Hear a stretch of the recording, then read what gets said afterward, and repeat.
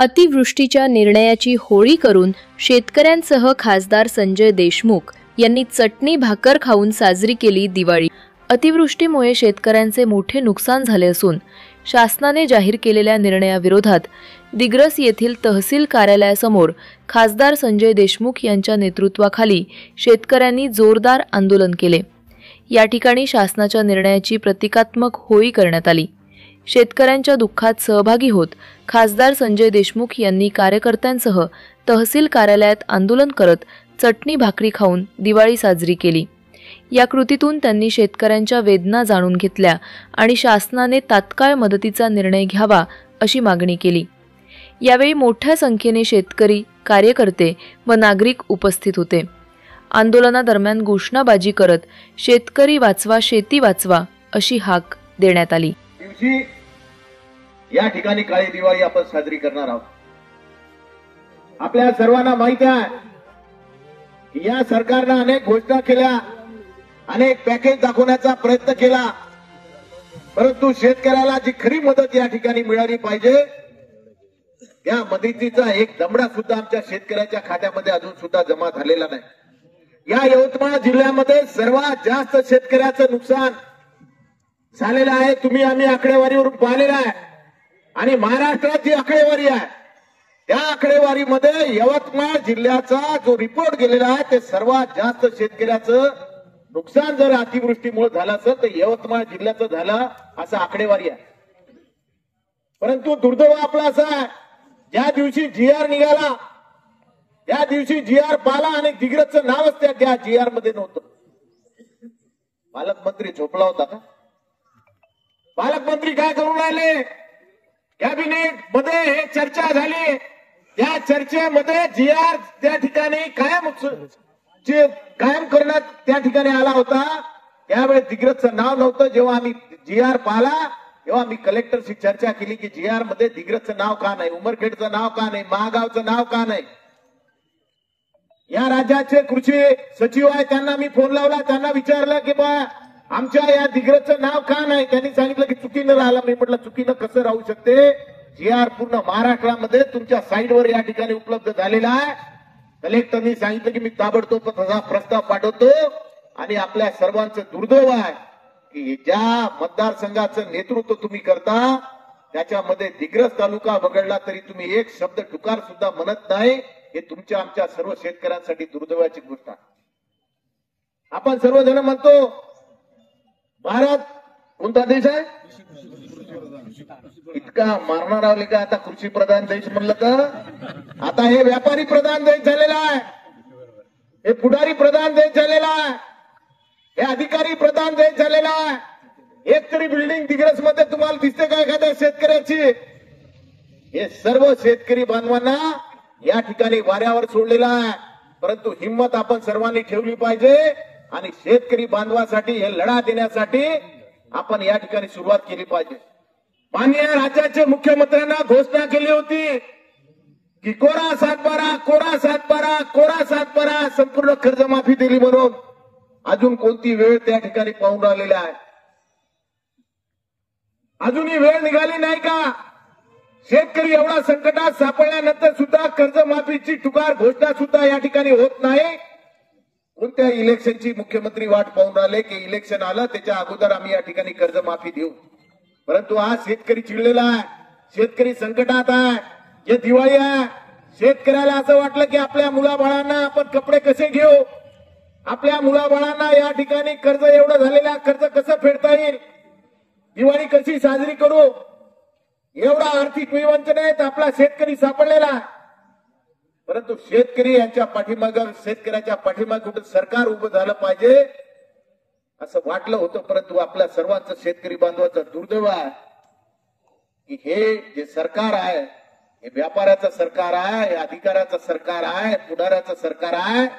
या सरकारमध्ये शेतकऱ्याला न्याय मिळू शकत नाही।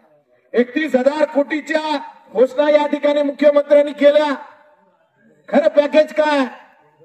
फक्त 12,000 रुपये या ठिकाणी आपल्या शेतकरी बांधवांना देणार आहे। ते 12,000 रुपयातला पहिला 4,000चा हप्ता, ते 4,000चा हप्ता सुद्धा दिवाळीच्या पूर्वी आमच्या शेतकरी बांधवांना द्यायला पाहिजे होता। ते सुद्धा आमच्या शेतकरी बांधवांना या ठिकाणी मिळालेला नाही। म्हणून आज या ठिकाणी आपण चटणी भाकर खाऊन या सरकारला आपण संदेश देणार आहोत की आमचा शेतकरी राजा या ठिकाणी चटणी भाकर खाऊन दिवाळी साजरी करत आहे. आमचे मुलं बाळा चांगल्या कपड्यासाठी या ठिकाणी वाट पाहत आहे. अरे नाही मोठमोठे फटाके, पण छोटे फटाके सुद्धा आमच्या शेतकऱ्याच्या मुलांना त्या ठिकाणी दिसत नाही. एवढी विदारक परिस्थिती या ठिकाणी शेतकऱ्याची निर्माण झालेली आहे. परंतु या पापाचा घडा या ठिकाणी नक्की कधी ना कधी भरणार आहे. शेतकरी जागृत झालेला आहे. जातीपातीमध्ये या ठिकाणी भांडण लावण्याचं काम चालू आहे. कोणाला सांगते की तुम्हाला हे आरक्षण देतो, कोणा दुसऱ्या जातीला सांगते तुम्हाला ते आरक्षण देतो. या ठिकाणी भूलतापा देऊन आमच्या समाजातली जे काही चांगल्या गुन्ह्या गोविंदानं खेड्यापाड्यात राहणारे लोक आहेत त्यांच्यामध्ये विष काढवण्याचं काम या ठिकाणी सातत्यानं या राज्यात या देशामध्ये सातत्यानं चालू आहे. या बाबतीत शेतकऱ्याच्या पाठीमागे आपण उभं राहिलो पाहिजे. माननीय माजी मुख्यमंत्री उद्धव बाळासाहेब ठाकरे यांनी मुख्यमंत्रीच्या काळामध्ये खऱ्या अर्थानं आमच्या शेतकरी बांधवांना त्या ठिकाणी कर्जमाफी दिली होती. हे तुम्ही आम्ही सर्वांनी पाहिलेलं आहे. कोणताही कागद नाही, कोणतंही कागदपत्र नाही, कोणतंही ऑनलाईन नाही. सरळ या आणि कर्जमाफी घ्या अशा प्रकारचं काम केलं. परंतु दुर्दैव आपला असा आहे की ज्यांनी इलेक्शन पिरियड मध्ये सांगितलं होतं, त्यांच्या घोषणापत्रात सांगितलं होतं की आम्ही कर्जमाफी देऊ, परंतु आज या ठिकाणी 1 वर्ष होऊन सुद्धा आपल्या कर्जमाफी या ठिकाणी मिळत नाही. परंतु शेतकरी बांधवांना रस्त्यावर घेऊन उद्धव बाळासाहेब ठाकरेचे सर्व कार्यकर्ते आणि सर्व शेतकरी बांधव रस्त्यावर उतरून शेतकऱ्याची कर्जमाफी आपण केल्याशिवाय राहणार नाही एवढी घोषणा या ठिकाणी मी आपल्या सर्वांना करतो. जे काही संकट काळातल्या जे काही घोषणा झालेल्या आहेत त्या सुद्धा आपण मिळवून घेऊ. पण आपल्याला या ठिकाणी रस्त्यावर उतरावं लागणार आहे. मी आमच्या सर्व बहादूर या ठिकाणी आलेले सर्व बहादूर कार्यकर्ते याला हिंमत लागते. या कार्यक्रमात यासाठी फार मोठी हिंमत लागते. एक कार्यकर्ता लाख मोलाचा कार्यकर्ता या ठिकाणी आलेला आहे आणि आपल्याला या ठिकाणी हिमतीनं या ठिकाणी काम करायचं आहे. काल परवा पालकमंत्री एक रॅली काढून आले होते. मी म्हणलं बा ठेकेदाराच्या रॅलीत पालकमंत्री कसं काय? मग लोकांना सांगितलं की हे ठेकेदाराची रॅली नाही, हे उद्घाटन करण्यासाठी रॅली आहे.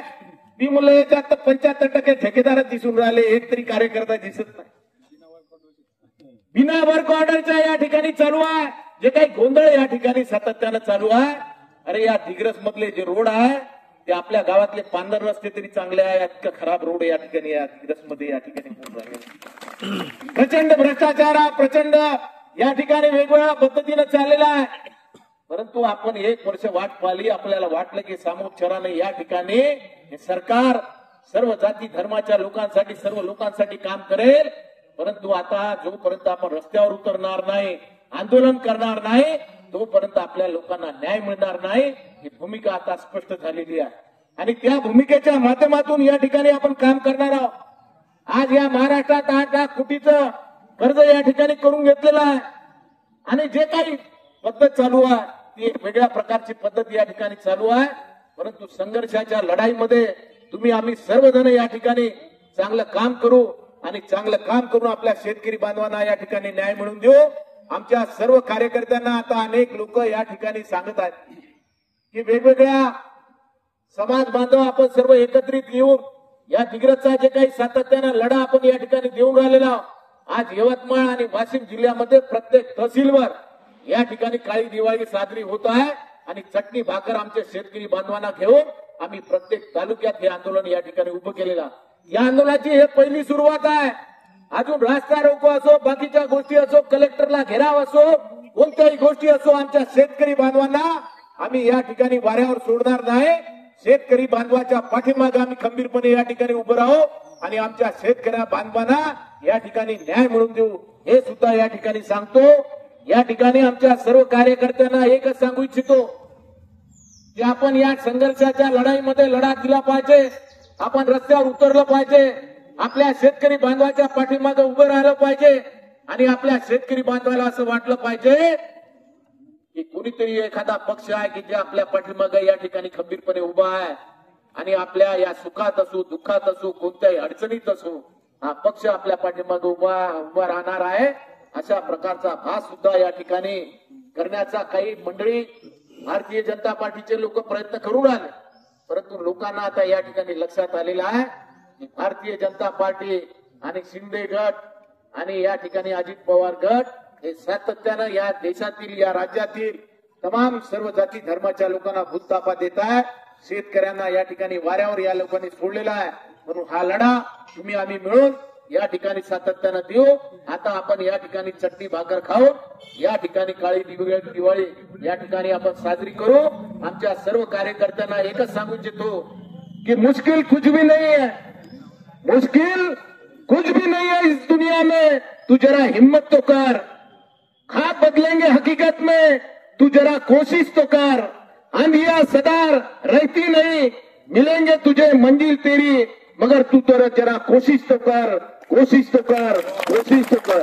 आपल्याला सर्वांना या ठिकाणी प्रयत्न करावा लागणार आहे आणि या प्रयत्नातून आपल्या सर्वसामान्य शेतकऱ्यांना या ठिकाणी न्याय मिळवून द्यायचा आहे.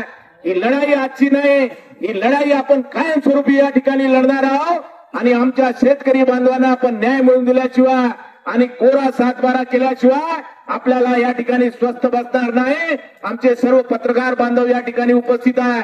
घरच्या भाकरी आणि चटणी आणून या ठिकाणी ही दिवाळी साजरी होत आहे. या दिवाळीचा संदेश, ही भाकरी म्हणजे काही एवढी सोपी भाकरी नाही. हे भाकरी पलटवायला काही वेळ लागत नाही. या ठिकाणी या सरकारला या चटणी भाकरीचा इशारा आहे. हे शेतकऱ्याचा तळतळाट या सरकारला या ठिकाणी लागणार आहे आणि या तळतळाटाच्या बाबतीत सुद्धा या ठिकाणी हे करतो. या ठिकाणी आपण जो काही शासनानं GR काढलेला आहे त्या GR ची होळी सुद्धा आपण या ठिकाणी करणार आहोत. जे GR मध्ये फसव्या घोषणा या ठिकाणी सांगितल्या त्या GR ची होळी सुद्धा या ठिकाणी आपण करू. आपण सर्वजण या ठिकाणी मोठ्या संख्येने उपस्थित झालात त्याबद्दल आपल्या सर्वांचं मनापासून या ठिकाणी आभार व्यक्त करतो आणि माझे 2 शब्द संपवतो. जय हिंद, जय महाराष्ट्र.